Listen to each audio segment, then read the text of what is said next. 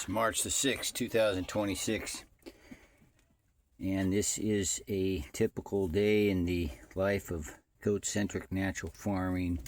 Preparing some soil out there that we'll be going and looking at here. Planting beet and carrot and calendula. Today, transplanting some elderberry. The soil enrichment is all about this, folks. The goat excrement, compost, and shavings from the floor of the heavy use area, which in itself is a compost. Now, we turn a lot of this into piles of leaves from the forest, all kinds of humus from the woods, rotting woods and mosses and decaying leaves and such, and piles of forestry mulching outputs, the wood chips, all the mulched up materials from the trees that were cleared for the power company or on someone's land or whatever it may be. And then there's all kinds of hay and other weed material. Excuse me.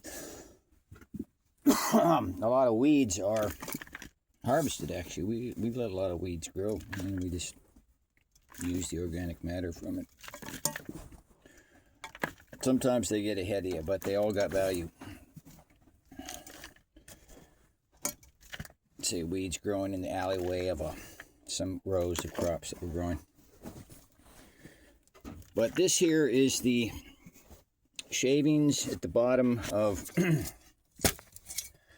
a nighttime shelter area here in a goat paddock. See here the goat paddock, no goats in it right now, there's a dog here. So it's urine saturated soil and broken down poops and hay and other organic matter in here. And of course there's plenty of yet undisintegrated poops, full poops, whole poops, time release capsules of poops, if you will. So there's plenty of this material, folks, with a good little herd of goats, and just focusing on the shelter areas alone, this is what you got. I mean, if you got raised wooden floors, you're typically taking things off those floors twice a week.